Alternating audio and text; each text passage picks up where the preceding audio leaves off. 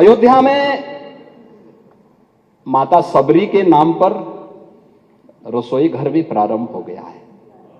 क्या माता सबरी के अनुयायी पीडीए के हिस्से हैं या नहीं है? रेन बसेरा भी अयोध्या में बन गया है और ये निषाद राज के नाम पर बन गया है। क्या निषाद राज के अनुयायी पीडीए के पार्ट हैं या नहीं हैं? प्राचीन कुंडों का पुनरुद्धार हो रहा है। भरत कुंड, राम की मर्यादा, परिवार की मर्यादा, क्या परिवार की मर्यादा है? यहां तो पीडीए, हमारे डिप्टी सीएम ने कहा, पीडीए का मतलब है परिवार डेवलपमेंट अथॉरिटी। ब्रजेश जी ने अभी अपने उसमें कहा उनके पीडीए में और लोग हैं लेकिन चच्चू नहीं है। वो बेचारे हमेशा ठगे जाते हैं ऐसे। कब तक ये न्याय होगा पता नहीं। महाभारत को एक बार पढ़िए, महाभारत। हाँ, एकदम। आखिर परिवार के 3 सदस्यों के नाम थे, चच्चू के नाम क्यों नहीं था?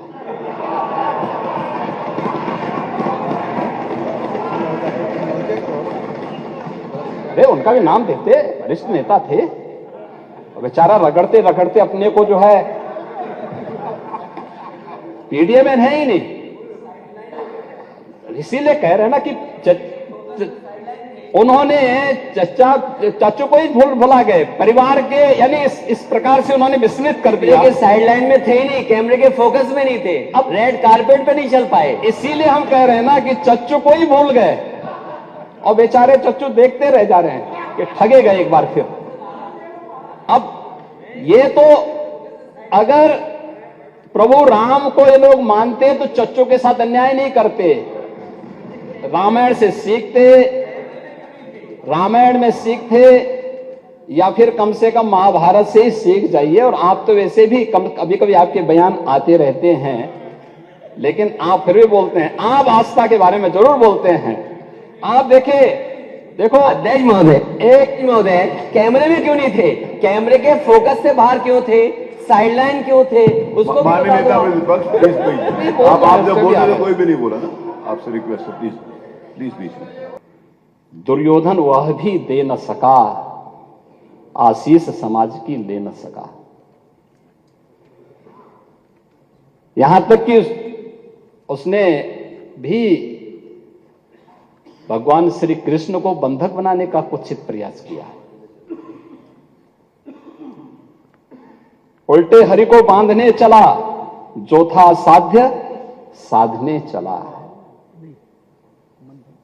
यही तो हुआ था।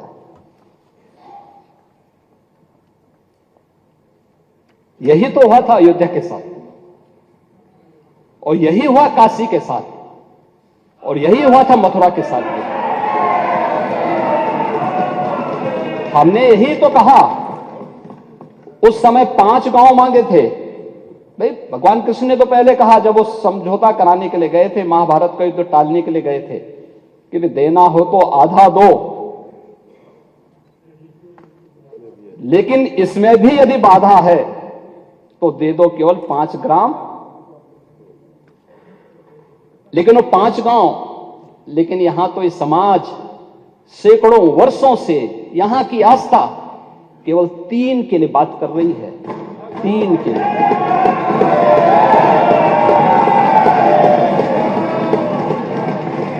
वो 3 के लिए भी इसलिए वे विशिष्ट स्थल हैं, वे सामान्य नहीं है। ईश्वर की अवतरण की धरती है,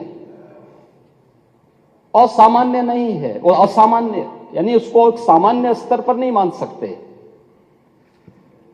लेकिन एक जिद है। और उस जिद में जब राजनीतिक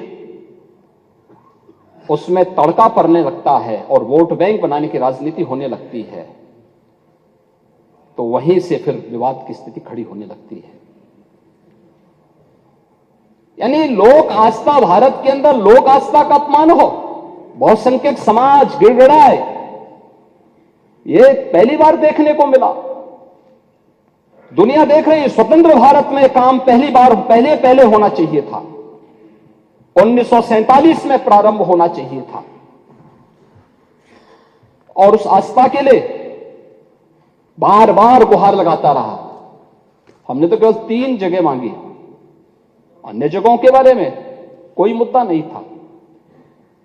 अयोध्या के लिए, और देखिए अयोध्या का उत्सव लोगों ने देखा तो नंदी बाबा ने भी कहा, भाई हम काहे इंतजार करें।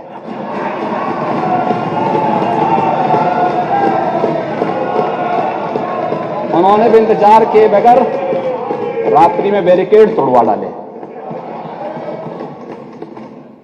और हमारे कृष्ण कन्हैया कहां मानने वाले हैं।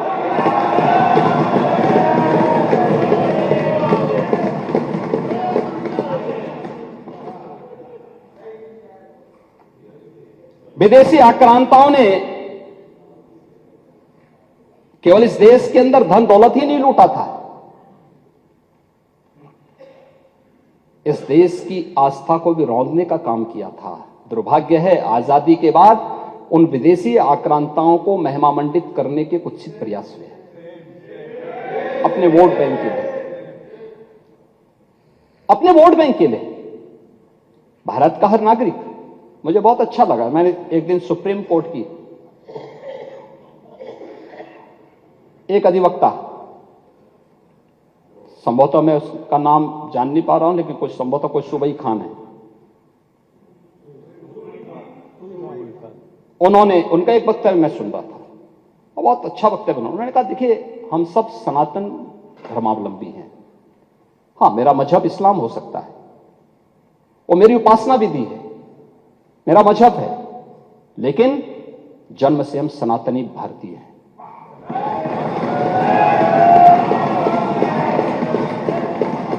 ये बोलने में संकोच क्या, लेकिन यहां तो अपनी पहचान को और भारत की पहचान को ही समाप्त किया जाता है।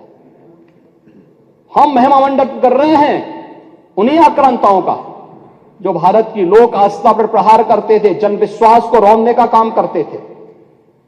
भारत के महापुरुषों, भारत के वीर सेनानियों, भारत के आराध्य देवों को अपमानित करते थे, जिनके खिलाफ हमारे वीर सेनानी लड़े थे, महापुरुष लड़े थे।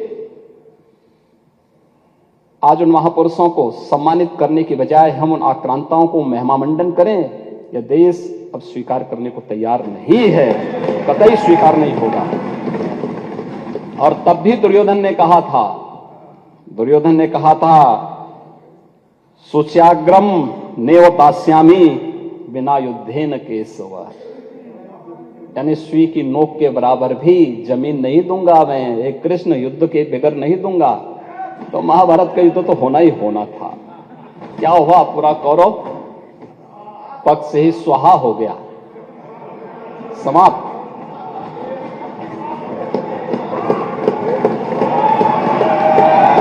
और याद करना,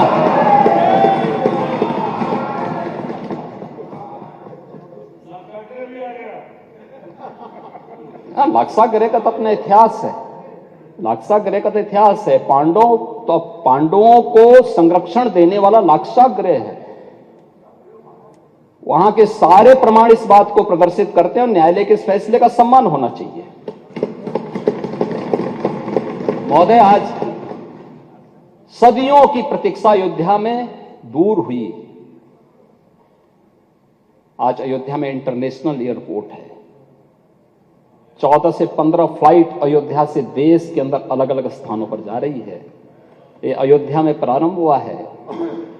जो अयोध्या को पहले छूना नहीं चाहते थे, आज अयोध्या इंटरनेशनल एयरपोर्ट देने वाला देश का एक प्रमुख राज्य और देश के 4 इंटरनेशनल एयरपोर्ट के साथ उत्तर प्रदेश अपने 9 एयरपोर्ट को क्रियाशील कर चुका है और 10 और को हम क्रियाशील करने जा रहे हैं बहुत सी। अयोध्या में माता सबरी के नाम पर रसोई घर भी प्रारंभ हो गया है। क्या माता सबरी के अनुयायी पीडीए के हिस्से हैं या नहीं है। रेन बसेरा भी अयोध्या में बन गया है और ये क्या कर दिया था अयोध्या में।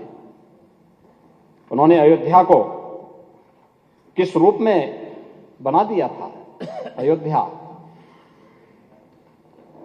गलियों में गोलियों की तड़तड़ाहट होती थी, परिक्रमा में बैन प्रतिबंधित परिक्रमाएं प्रतिबंधित होती थी, कर्फ्यू लगता था।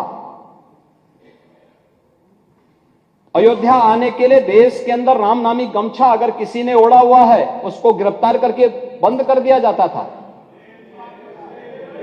यही देश ने देखा है। 1990 से लेकर के लगातार एक लंबी लड़ाई जिस स्तर पर लड़ी गई और आज उसका परिणाम हम सबके सामने है कि आज अयोध्या में हम इस बात के लिए आश्वस्त कर सकते हैं, अब ये भव्य और दिव्य नव्य अयोध्या जिस रूप में आई है, ये हर भारतवासी को तो अपनी ओर आकर्षित करेगी, हर सनातन धर्मावलंबी को आकर्षित करेगी ही। देश के टूरिस्ट डेस्टिनेशन का, दुनिया का सबसे बड़ा केंद्र और दुनिया की सांस्कृतिक राजधानी बनने की ओर अग्रसर होगा। अयोध्यापुरी को उस रूप में विकसित करने की एक नई तैयारी सरकार के द्वारा प्रारंभ की गई है। महोदय, अब वहां पे कोई कर्फ्यू नहीं लगाएगा। अब तो वहां पे मंगल भवन अमंगल हारी की इस कीर्तन के साथ अयोध्या की गलियों में गूंज सुनाई देगी। अब अयोध्या, जिसका नाम अयोध्या था, सचमुच अयोध्या के रूप में जानी जाएगी, क्योंकि कुछ लोगों ने अपने निहित स्वार्थ के लिए उसको युद्ध की भूमि में बदल दिया था। लेकिन अब अयोध्या में ऐसा नहीं होगा। लेकिन हम आश्चर्यचकित थे कि जब यहां पे मेरे सहयोगी संसदीय कार्य मंत्री जी ने अयोध्या से संबंधित 500 वर्षों की इस प्रतीक्षा से संबंधित संकल्प को इस सदन में रखा था, तो संकल्प पे भी कुछ सदस्यों ने विरोध में अपना विरोध व्यक्त करने का प्रयास किया था। मौजूद पूरा देश आह्लादित हो, तब कुछ सदस्यों के द्वारा इस प्रकार का कृत्य जन भावनाओं के विपरीत है, जन आस्था के साथ खिलवाड़ है। और मैं तो यही कह सकता हूं कि जन भावनाएं तो यही कहती हैं कि जाके प्रिय न राम वैदेही तजिए ताहि कोटि बैरी सम जद्यपि परम सने।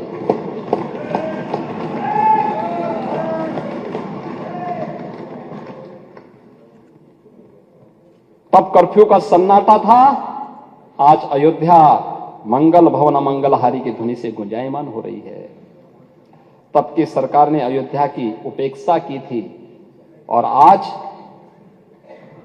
हमसे पूरा भारत एक नई अपेक्षा रखता है। और उस नई अपेक्षा के साथ आज अयोध्या आप सबको भी अयोध्या के लिए प्रभु के दर्शन करने के लिए आमंत्रित करती है। सभी को, पूरे सदन को, मान्य सदन को। पर वो तो सबके हैं,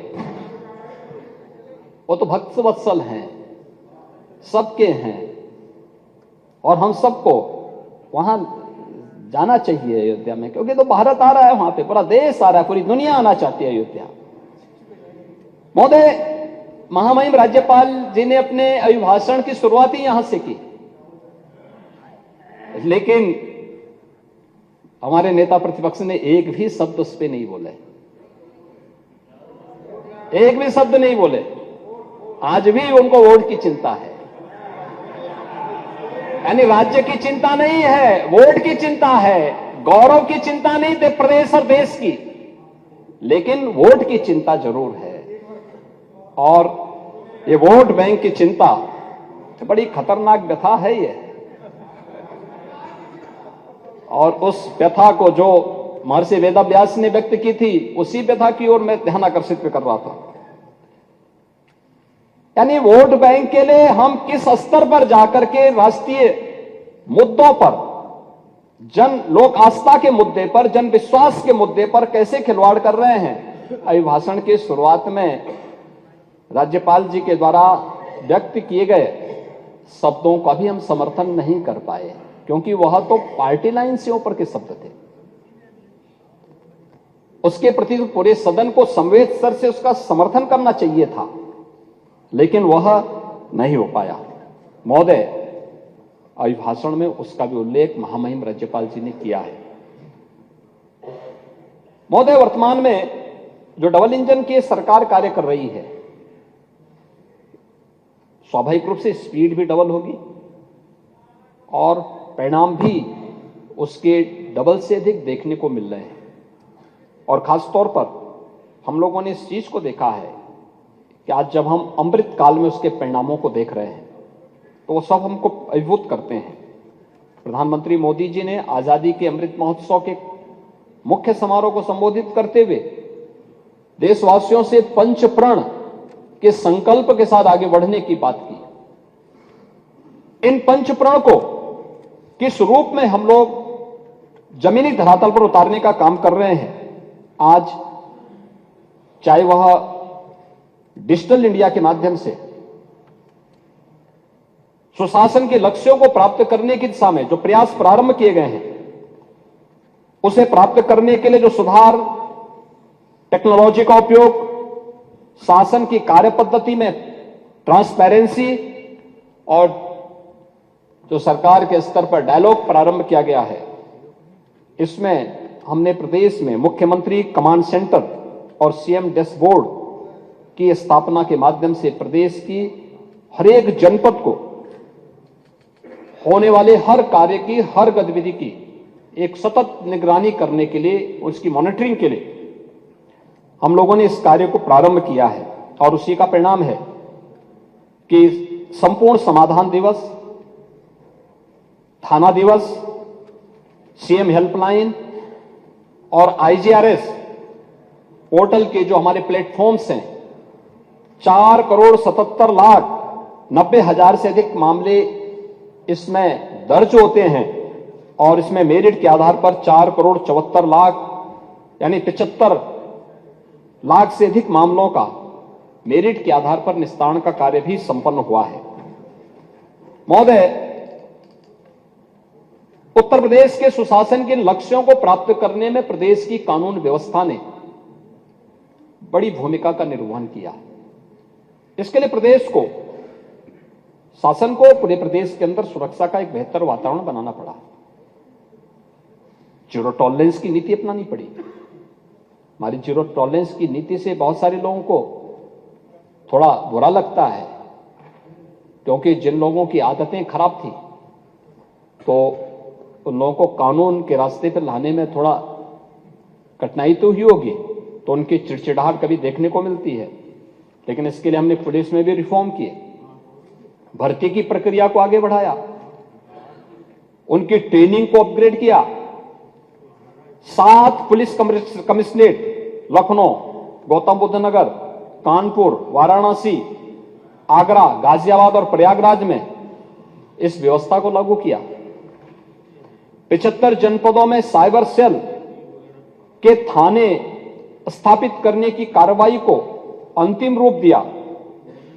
साइबर क्राइम मुख्यालय लखनऊ पर एडवांस साइबर फॉरेंसिक लैब, 18 क्षेत्रीय थानों में बेसिक साइबर फॉरेंसिक लैब और 75 जनपदों में साइबर क्राइम थानों की स्थापना की कार्रवाई को भी हम लोगों ने प्रारंभ किया।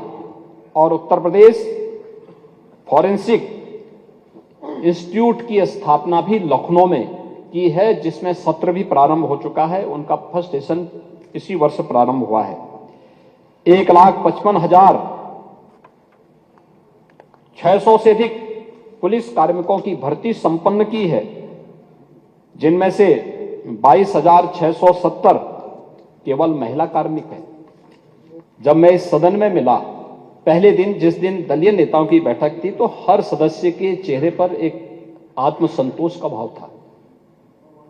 हो सकता है पार्टियां के अपने भेद हो सकते हैं, लेकिन मन में एक संतोष था कि जो हुआ है अयोध्या में अच्छा हुआ है।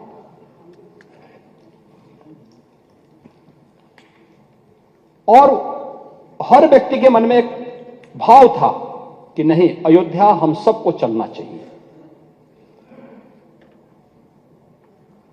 यह अद्भुत, अलौकिक, अविस्मरणीय क्षण था। हर व्यक्ति गौरवान्वित था, गौरव की अनुभूति कर रहा था। और गौरव की अनुभूति इसलिए कर रहा था कि लगभग 500 वर्षों के एक लंबे अंतराल तक चले लंबे संघर्ष, लंबी कवायद, लंबा वाद विवाद, सर्वानुमति के साथ उसका समाधान का रास्ता निकला और पूरे देश की जनभावनाओं के अनुरूप आज रामलला के भव्य मंदिर के निर्माण का मार्ग प्रशस्त न केवल हुआ है, बल्कि रामलला वहां प्रत्यक्ष रूप से विराजमान भी हुए और सबकी उपस्थिति। दुनिया के अंदर पहली घटना थी जहां प्रभु को अपने स्वयं के अस्तित्व के लिए स्वयं प्रमाण जुटाने पड़े थे, स्वयं प्रमाण जुटाने पड़े थे।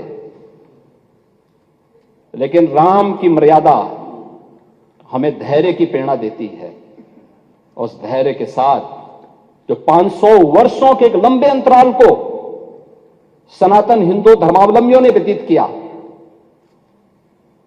ये वो धैर्य उस प्रसन्नता के रूप में, दीपोत्सव के रूप में, आतिशबाजी के रूप में 22 जनवरी को पूरी हिंदुस्तान के अंदर और दुनिया के अंदर जहां कहीं भी हम देख रहे थे, हर ओर से एक ही आवाज आ रही थी। यह अद्भुत क्षण था और हमें प्रसन्नता इस बात की थी, हम अंतःकरण से प्रसन्नता इस बात की थी कि प्रभु तो विराजमान हुए हैं, उनके भव्य और दिव्य प्रतिमा की प्राण प्रतिष्ठा का कार्यक्रम संपन्न हुआ है, भारत के गौरव की प्राण प्रतिष्ठा का कार्यक्रम संपन्न हुआ है। लेकिन प्रसन्नता इस बात की भी थी कि हमने वचन निभाया और मंदिर वहीं बनाया।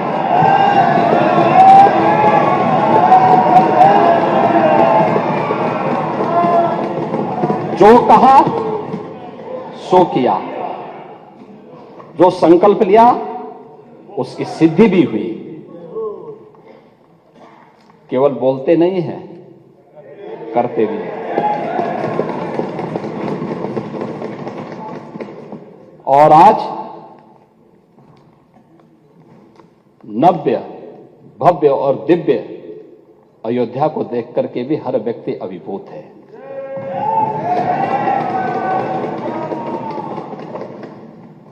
महोदय, कार्य बहुत पहले हो जाना चाहिए था।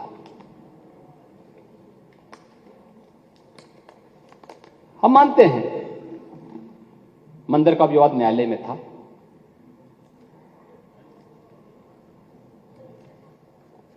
लेकिन वहां की सड़कों को तो चौड़ा किया जा सकता था ना, वहां के घाटों का पुनरुद्धार किया जा सकता था,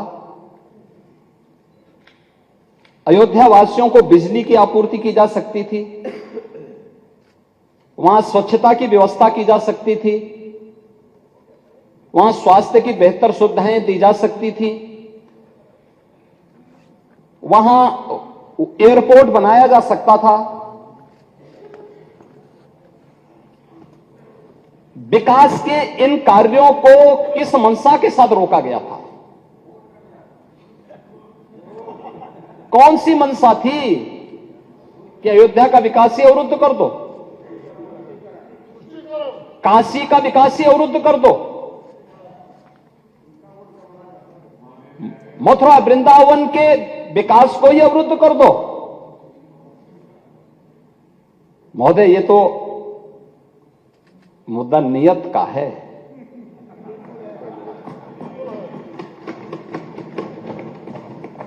हमारी आस्था थी और नीति भी साफ थी और नियत भी बहुत स्पष्ट थी।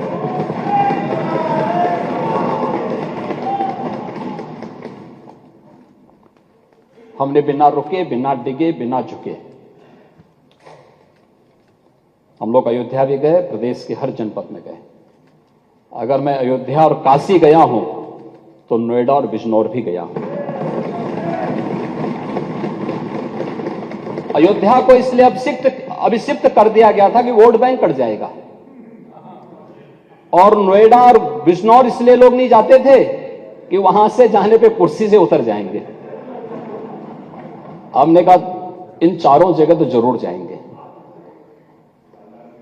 इसलिए भी जाएंगे कि भाई अयोध्या इसलिए जाएंगे, हमारी आस्था का स्थल है। और ये मेरा सौभाग्य है और मेरी सरकार का सौभाग्य है कि अयोध्या का भव्य दीपोत्सव जो आज राष्ट्रीय आयोजन बन चुका है, राष्ट्रीय उत्सव बन चुका है, उसको हमारी सरकार को शुरू करने का सौभाग्य प्राप्त हुआ। हम लोगों ने शुरू किया। आज वो एक नित नए प्रतिमान स्थापित कर रहा है। अयोध्या उसकी एक पहचान दिलाई गई। अयोध्या भी हम लोग गए, कोई संकोच नहीं किया। लोग बोलते थे कि मामला, हमने कहा विवाद एक स्थल विशेष का होगा, न्यायालय में सुनवाई हो रही है, लेकिन अयोध्या का विकास और वहां की जनता को, वहां आने वाले श्रद्धालुओं को आप वंचित कैसे कर सकते हैं सुविधाओं से? हम लोग गए। नोएडा और बिजनौर के भी बारे में मुझे बताया गया कि मुख्यमंत्री नहीं जाते। मैंने कहा क्यों? कहा कि मुख्यमंत्री उतर जाते हैं। तो मैंने कहा जो कल होना है वो आज हो जाए, अच्छा है, लेकिन मैं जाऊंगा जरूर। मैं दोनों जगह भी गया। जब व्यक्ति स्वयं शाश्वत नहीं है तो फिर कुर्सी किसकी शाश्वत रहेगी? वो जरूर जाए, लेकिन जाऊंगा जरूर, क्योंकि नोएडा भी उत्तर प्रदेश का पार्ट है और बिजनौर भी उत्तर प्रदेश का पार्ट है। मैं जरूर जाऊंगा। लेकिन हम लोगों ने कोई भेद नहीं किया। लेकिन महोदय, अयोध्या नगरी को प्रतिबंधों और कर्फ्यू के दायरे में जरूर लाया गया था पिछली सरकारों के समय। सदियों तक अयोध्या कुत्सित मनसा के लिए अभिषिक्त थी, एक सुनियोजित तिरस्कार भी झेलती रही। लोक आस्था और जनभावनाओं के साथ ऐसा खिलवाड़ संभवतः दूसरी जगह देखने को नहीं मिला होगा। अयोध्या के साथ अन्याय हुआ, और महोदय जब मैं अन्याय की बात करता हूं तो हमें 5000 वर्ष पुरानी बात भी याद आने लगती है। उस समय पांडवों के साथ भी अन्याय हुआ था, और उस समय कृष्ण गए थे कौरवों के पास। उन्होंने भी कहा था बस दे दो केवल 5 ग्राम, रखो अपनी धरती तमाम, हम वही खुशी से खाएंगे, परिजन पर अस्सी न उठाएंगे। लेकिन दुर्योधन वह भी दे न सका, आशीष समाज की ले न सका। यहां तक कि उसने भी भगवान श्री कृष्ण को बंधक बनाने का कुत्सित प्रयास किया। उल्टे हरि को बांधने चला, जो था साध्य साधने चला। यही तो हुआ था। यही तो हुआ था अयोध्या के साथ, और यही हुआ काशी के साथ, और यही हुआ था मथुरा के साथ भी। हमने यही तो कहा। उस समय 5 गांव मांगे थे। भाई भगवान कृष्ण ने तो पहले कहा, जब वो समझौता कराने के लिए गए थे, महाभारत का युद्ध टालने के लिए गए थे, कि भी देना हो तो आधा दो, लेकिन इसमें भी यदि बाधा है तो दे दो केवल 5 ग्राम। लेकिन वो 5 गांव, लेकिन यहां तो ये समाज सैकड़ों वर्षों से यहां की आस्था केवल 3 के लिए बात कर रही है। 3 के लिए।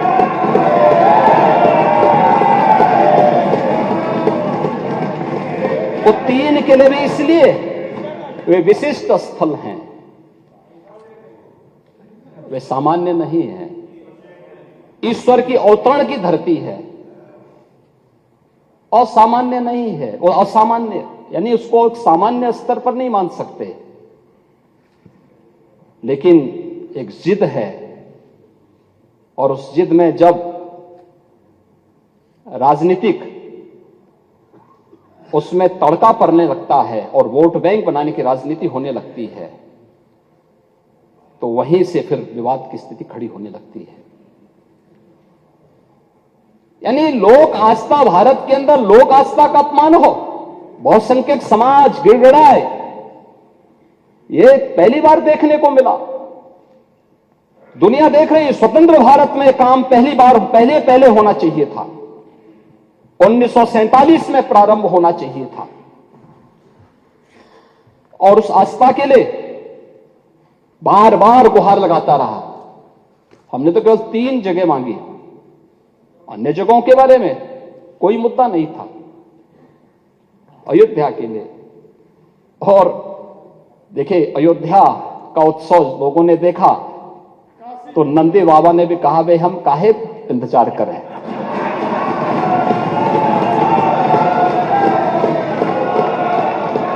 उन्होंने भी इंतजार किए बगैर रात्रि में बैरिकेड तोड़वा डाले। और हमारे कृष्ण कन्हैया कहां मानने वाले हैं।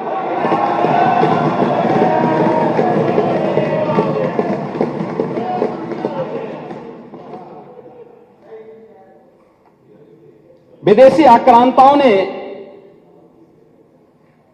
केवल इस देश के अंदर धन दौलत ही नहीं लूटा था, इस देश की आस्था को भी रौंदने का काम किया था। दुर्भाग्य है, आजादी के बाद उन विदेशी आक्रांताओं को महिमामंडित करने के कुत्सित प्रयास हुए अपने वोट बैंक के लिए, अपने वोट बैंक के लिए।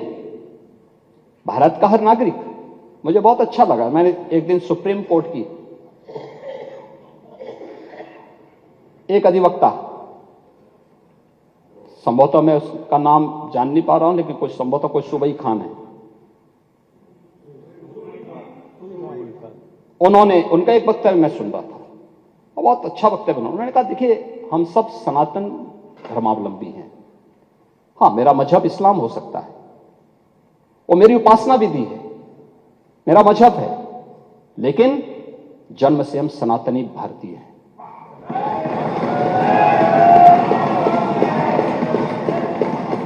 ये बोलने में संकोच क्या, लेकिन यहां तो अपनी पहचान को और भारत की पहचान को ही समाप्त किया जाता है।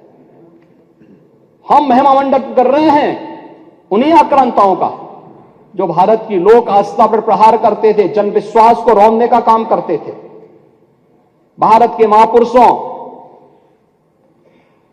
भारत के वीर सेनानियों, भारत के आराध्य देवों को अपमानित करते थे, जिनके खिलाफ हमारे वीर सेनानी लड़े थे, महापुरुष लड़े थे। आज उन महापुरुषों को सम्मानित करने के बजाय हम उन आक्रांताओं को महिमामंडन करें, यह देश अब स्वीकार करने को तैयार नहीं है, कतई स्वीकार नहीं होगा। और तब भी दुर्योधन ने कहा था सुच्याग्रम नेव दास्यामी बिना युद्धेन केशव, यानी सुई की नोक के बराबर भी जमीन नहीं दूंगा मैं, एक कृष्ण युद्ध के बगैर नहीं दूंगा। तो महाभारत का युद्ध तो होना ही होना था। क्या हुआ, पूरा कौरव पक्ष से ही स्वाहा हो गया, समाप्त।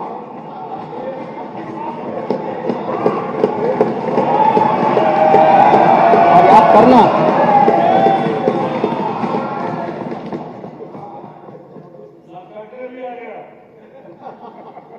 लाक्षागृह का तो अपना इतिहास है, लाक्षागृह का तो इतिहास है। पांडवों को संरक्षण देने वाला लाक्षागृह है।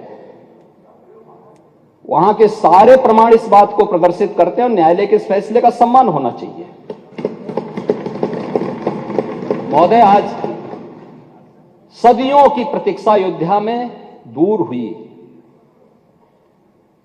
आज अयोध्या में इंटरनेशनल एयरपोर्ट है।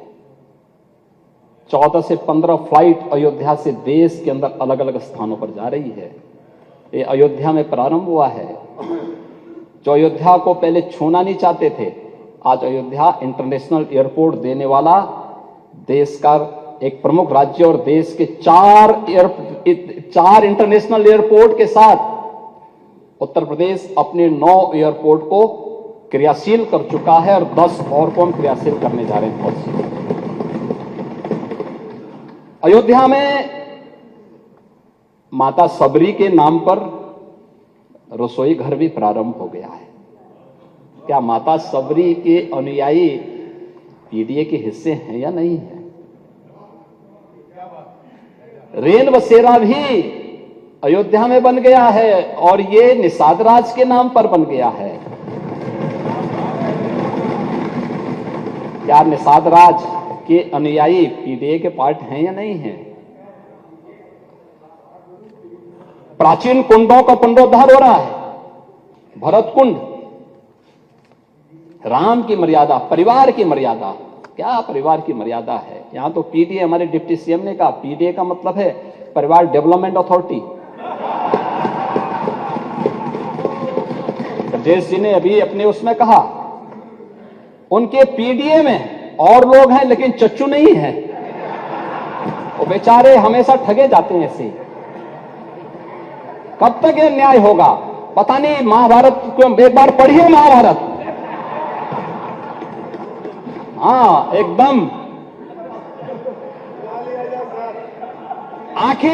आखिर परिवार के 3 सदस्यों के नाम थे, चच्चू के नाम क्यों नहीं था?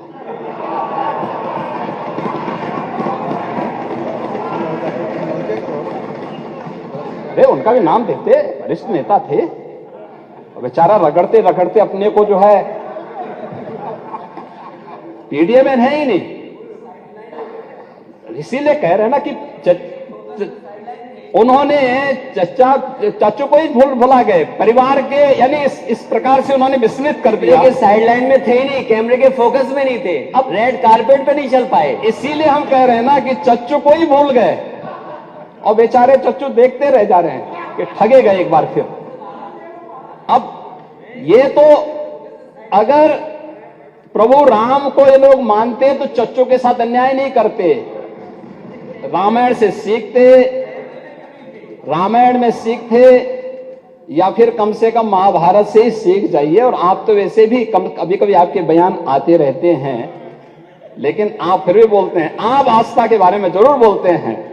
आप देखो अध्यक्ष महोदय, एक महोदय, कैमरे में क्यों नहीं थे? कैमरे के फोकस से बाहर क्यों थे? साइडलाइन क्यों थे? उसको माननीय नेता प्रतिपक्ष, प्लीज। आप जब बोल रहे थे कोई भी नहीं बोला ना, आपसे रिक्वेस्ट है, प्लीज बीच में। क्या कर दिया था अयोध्या में? उन्होंने अयोध्या को किस रूप में बना दिया था? अयोध्या गलियों में गोलियों की तड़तड़ाहट होती थी। परिक्रमा में परिक्रमाएं प्रतिबंधित होती थी। कर्फ्यू लगता था। अयोध्या आने के लिए देश के अंदर राम नामी गमछा अगर किसी ने ओढ़ा हुआ है उसको गिरफ्तार करके बंद कर दिया जाता था। यही देश ने देखा है। 1990 से लेकर के लगातार एक लंबी लड़ाई जिस स्तर पर लड़ी गई, और आज उसका परिणाम हम सबके सामने है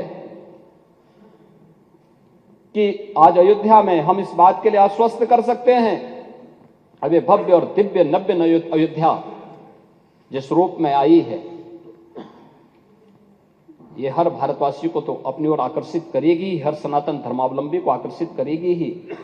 देश के टूरिस्ट डेस्टिनेशन का, दुनिया का सबसे बड़ा केंद्र और दुनिया की सांस्कृतिक राजधानी बनने की ओर अग्रसर होगा। अयोध्यापुरी को उस रूप में विकसित करने की एक नई तैयारी सरकार के द्वारा प्रारंभ की गई है और उस ओर महामहिम राज्यपाल जी ने ध्यान आकर्षित भी किया है।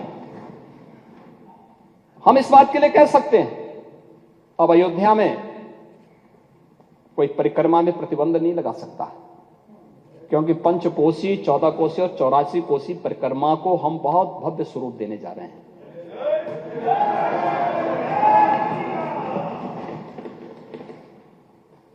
महोदय, अब वहां पे कोई कर्फ्यू नहीं लगाएगा। अब तो वहां पे मंगल भवन अमंगल हारी की इस कीर्तन के साथ अयोध्या की गलियों में गूंज सुनाई देगी। अब अयोध्या, जिसका नाम अयोध्या था, सचमुच अयोध्या के रूप में जानी जाएगी, क्योंकि कुछ लोगों ने अपने निहित स्वार्थ के लिए उसको युद्ध की भूमि में बदल दिया था। लेकिन अब अयोध्या में ऐसा नहीं होगा। लेकिन हम आश्चर्यचकित थे कि जब यहां पे मेरे सहयोगी संसदीय कार्य मंत्री जी ने अयोध्या से संबंधित 500 वर्षों की इस प्रतीक्षा से संबंधित संकल्प को इस सदन में रखा था, तो संकल्प पे भी कुछ सदस्यों ने विरोध में अपना विरोध व्यक्त करने का प्रयास किया था। मौजूद पूरा देश आह्लादित है, तब कुछ सदस्यों के द्वारा इस प्रकार का कृत्य जन भावनाओं के विपरीत है, जन आस्था के साथ खिलवाड़ है। और मैं तो यही कह सकता हूं कि जन भावनाएं तो यही कहती हैं कि जाके प्रियन राम वैदेही तजिए ताहि कोटि बैरिसम जद्यपि परम सने।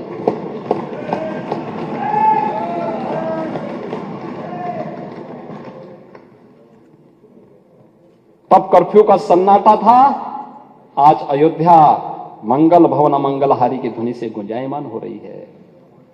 तब की सरकार ने अयोध्या की उपेक्षा की थी और आज हमसे पूरा भारत एक नई अपेक्षा रखता है। और उस नई अपेक्षा के साथ आज अयोध्या आप सबको भी अयोध्या के लिए प्रभु के दर्शन करने के लिए आमंत्रित करती है। सभी को, पूरे सदन को, मान्य सदन को। पर वो तो सबके हैं, वो तो भक्त वत्सल हैं, सबके हैं।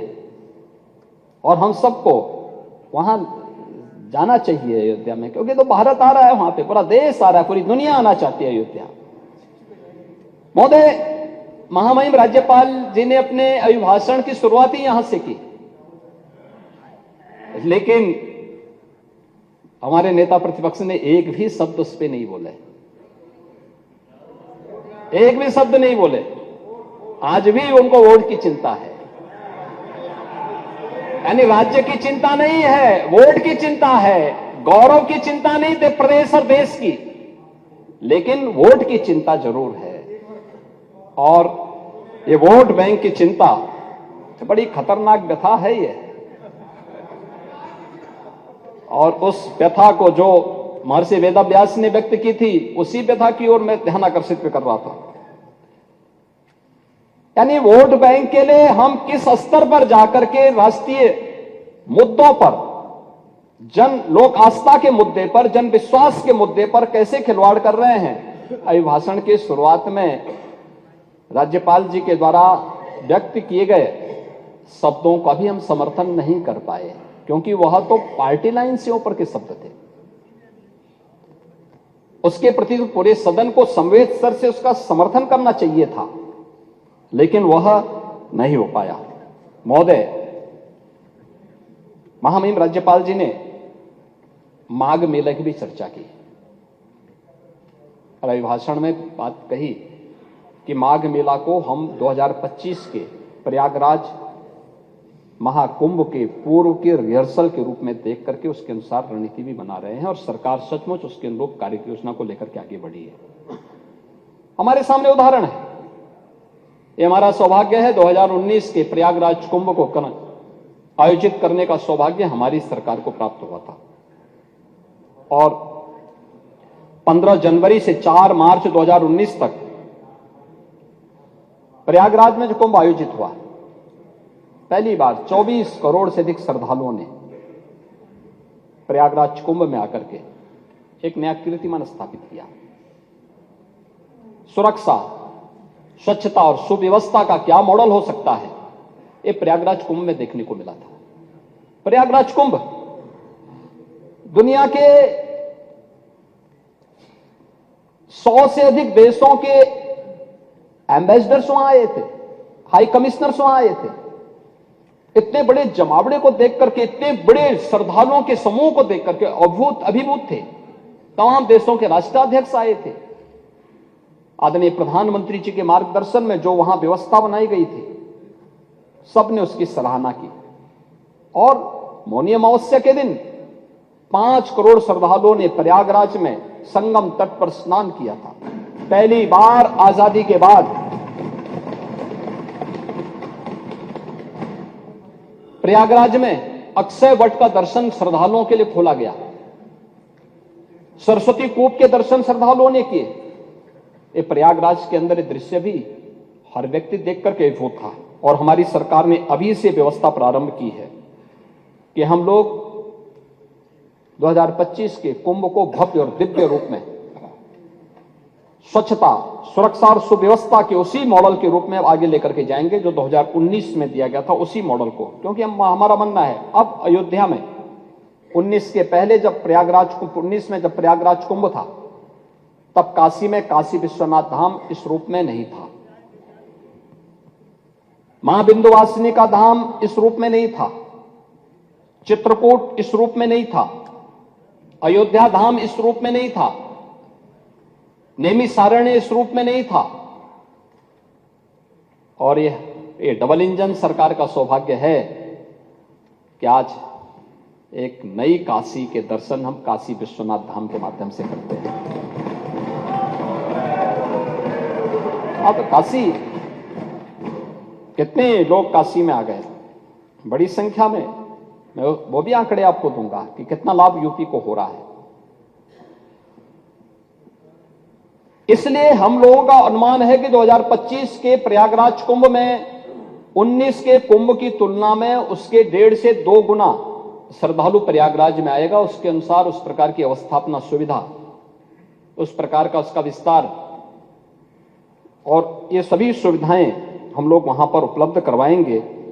और उसके लिए अभी से हमारी तैयारी चल रही है। 9 आरओबी बनाने गए हैं। नया सिविल टर्मिनल का कार्य भी वहां पर किया गया। 250 से अधिक सड़कों के चौड़ीकरण और उनके सुदृढ़ीकरण का कार्य भी संपन्न हुआ। 1,14,500 से अधिक शौचालयों का निर्माण हुआ। और इस वर्ष भी मुझे बताते हुए प्रसन्नता है कि माघ मेला जो चल रहा है, पहला स्नान मकर संक्रांति के दिन हुआ और अब तक लगभग 40 लाख श्रद्धालु संगम में स्नान कर चुके हैं इस माघ मेला के दौरान भी।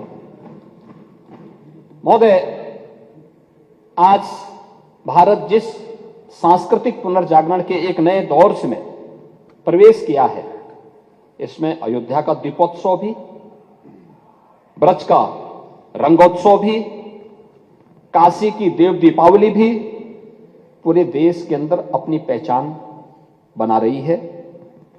अयोध्या जी तीर्थ विकास परिषद, देवपाटन तीर्थ विकास परिषद, ब्रज तीर्थ विकास परिषद, बिंदधाम तीर्थ विकास परिषद, सुख तीर्थ विकास परिषद, चित्रकूट धाम तीर्थ विकास परिषद, नैमिष धाम तीर्थ विकास परिषद, ये सभी गठित करके इन सभी धार्मिक और आध्यात्मिक केंद्रों के सुनियोजित विकास को, उनके भौतिक, उनके आध्यात्मिक, उनके धार्मिक विकास को एक व्यवस्थित तरीके से आगे बढ़ाने का कार्य सरकार कर रही है।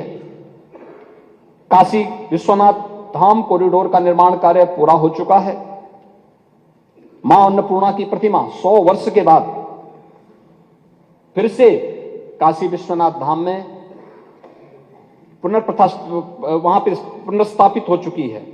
सोकर क्षेत्र के विकास आदि के कार्य भी सरकार ने प्रारंभ किए हैं। कहीं रामायण पथ का काम, कहीं बौद्ध परिपथ का कार्य, आध्यात्मिक परिपथ का कार्य, शक्ति परिपथ का कार्य और ब्रज परिपथ का, बुंदेलखंड परिपथ और महाभारत परिपथ के कार्य को भी उत्तर प्रदेश का पोटेंशियल है। इन सब पर सरकार व्यवस्थित तरीके से कार्य कर रही है। और इसका परिणाम क्या है कि पिछले वर्ष 6 करोड़ यानी लगभग 6.5 करोड़ श्रद्धालु अकेले काशी विश्वनाथ धाम का दर्शन किया है गत वर्ष अकेले काशी में। मथुरा वृंदावन में 6 करोड़ से अधिक लोगों ने दर्शन किया। नैमिषारण्य में 10 लाख श्रद्धालु आए और सरकार के जो अन्य फोकस सेक्टर रहे हैं, बुंदेलखंड में 2 करोड़ 55 लाख श्रद्धालुओं ने, बुद्धिस्ट सर्किट में लगभग 30 लाख टूरिस्ट ने और सुख तीर्थ में भी लगभग 10 लाख श्रद्धालु अलग अलग समय में आकर के उन्होंने वहां की बदलते हुए नए प्रवेश में अपने आप को सुरक्षित भी और नए भारत के एक नए उत्तर प्रदेश में उन्होंने कुछ नया अनुभव किया है। हम बुंदेलखंड के जो किले हैं, उत्तर प्रदेश के जितने ऐतिहासिक पृष्ठभूमि से जुड़े हुए ऐसे स्थल हैं, इन सब के भी व्यवस्थित विकास को लेकर के सरकार कार्य कर रही है और बहुत शीघ्र इनको भी हम लोग टूरिस्ट के हेरिटेज टूरिज्म के एक नए डेस्टिनेशन के रूप में विकसित करने की कार्रवाई को तेजी के साथ आगे बढ़ाने जा रहे हैं। और इसी का परिणाम है, सरकार के द्वारा, डबल इंजन सरकार के द्वारा किए गए प्रयास का परिणाम है कि आज 17 के पहले जो उत्तर प्रदेश टूरिज्म में देश के अंदर कहीं नहीं था, आज वह नंबर 1 पर है। उत्तर प्रदेश नंबर 1 पर देश के अंदर। केवल टूरिज्म का विकास नहीं है, लाखों लोगों के लिए, लाखों नौजवानों के लिए एक नौकरी और रोजगार की संभावनाओं को विकसित करने वाला क्षेत्र सर्विस सेक्टर है। इसमें अलग अलग लोगों को तमाम प्रकार की नौकरियां और रोजगार के अवसर भी उपलब्ध हो रहे हैं। उत्तर प्रदेश की इकोनॉमी में इसके माध्यम से बढ़ोतरी हो रही है और उत्तर प्रदेश ने जिस इस कार्य को आगे बढ़ाने का काम किया है, आज उसी का परिणाम है कि उत्तर प्रदेश ने जो सुशासन के लक्ष्यों को प्राप्त करने का प्रयास किया है, अभिभाषण में उसका भी उल्लेख महामहिम राज्यपाल जी ने किया है। महोदय, वर्तमान में जो डबल इंजन की सरकार कार्य कर रही है, स्वाभाविक रूप से स्पीड भी डबल होगी और परिणाम भी उसके डबल से अधिक देखने को मिल रहे हैं। और खास तौर पर हम लोगों ने इस चीज को देखा है कि आज जब हम अमृत काल में उसके परिणामों को देख रहे हैं तो वो सब हमको अभिभूत करते हैं। प्रधानमंत्री मोदी जी ने आजादी के अमृत महोत्सव के मुख्य समारोह को संबोधित करते हुए देशवासियों से पंच प्रण के संकल्प के साथ आगे बढ़ने की बात की। इन पंच प्रण को किस रूप में हम लोग जमीनी धरातल पर उतारने का काम कर रहे हैं, आज चाहे वह डिजिटल इंडिया के माध्यम से सुशासन के लक्ष्यों को प्राप्त करने की दिशा में जो प्रयास प्रारंभ किए गए हैं, उसे प्राप्त करने के लिए जो सुधार, टेक्नोलॉजी का उपयोग, शासन की कार्य पद्धति में ट्रांसपेरेंसी और जो सरकार के स्तर पर डायलॉग प्रारंभ किया गया है, इसमें हमने प्रदेश में मुख्यमंत्री कमांड सेंटर और सीएम डैशबोर्ड की स्थापना के माध्यम से प्रदेश की हर एक जनपद को होने वाले हर कार्य की, हर गतिविधि की एक सतत निगरानी करने के लिए, उसकी मॉनिटरिंग के लिए हम लोगों ने इस कार्य को प्रारंभ किया है। और उसी का परिणाम है कि संपूर्ण समाधान दिवस, थाना दिवस, सीएम हेल्पलाइन और आईजीआरएस पोर्टल के जो हमारे प्लेटफॉर्म्स हैं, 4,77,90,000 से अधिक मामले इसमें दर्ज होते हैं और इसमें मेरिट के आधार पर 4,74,00,000 यानी 75 लाख से अधिक मामलों का मेरिट के आधार पर निस्तारण का कार्य भी संपन्न हुआ है। महोदय, उत्तर प्रदेश के सुशासन के लक्ष्यों को प्राप्त करने में प्रदेश की कानून व्यवस्था ने बड़ी भूमिका का निर्वहन किया। इसके लिए प्रदेश को, शासन को पूरे प्रदेश के अंदर सुरक्षा का एक बेहतर वातावरण बनाना पड़ा। जीरो टॉलरेंस की नीति अपनानी पड़ी। हमारी जीरो टॉलरेंस की नीति से बहुत सारे लोगों को थोड़ा बुरा लगता है क्योंकि जिन लोगों की आदतें खराब थी तो उन लोगों को कानून के रास्ते पर लाने में थोड़ा कठिनाई तो ही होगी, तो उनकी चिड़चिड़ाहट कभी देखने को मिलती है। लेकिन इसके लिए हमने पुलिस में भी रिफॉर्म किए, भर्ती की प्रक्रिया को आगे बढ़ाया, उनकी ट्रेनिंग को अपग्रेड किया। 7 पुलिस कमिश्नरेट लखनऊ, गौतम बुद्ध नगर, कानपुर, वाराणसी, आगरा, गाजियाबाद और प्रयागराज में इस व्यवस्था को लागू किया। 75 जनपदों में साइबर सेल के थाने स्थापित करने की कार्रवाई को अंतिम रूप दिया। साइबर क्राइम मुख्यालय लखनऊ पर एडवांस साइबर फॉरेंसिक लैब, 18 क्षेत्रीय थानों में बेसिक साइबर फॉरेंसिक लैब और 75 जनपदों में साइबर क्राइम थानों की स्थापना की कार्रवाई को भी हम लोगों ने प्रारंभ किया। और उत्तर प्रदेश फॉरेंसिक इंस्टीट्यूट की स्थापना भी लखनऊ में की है, जिसमें सत्र भी प्रारंभ हो चुका है। उनका फर्स्ट सेशन इसी वर्ष प्रारंभ हुआ है। 1,55,600 से अधिक पुलिस कार्मिकों की भर्ती संपन्न की है, जिनमें से 22,670 केवल महिला कार्मिक हैं।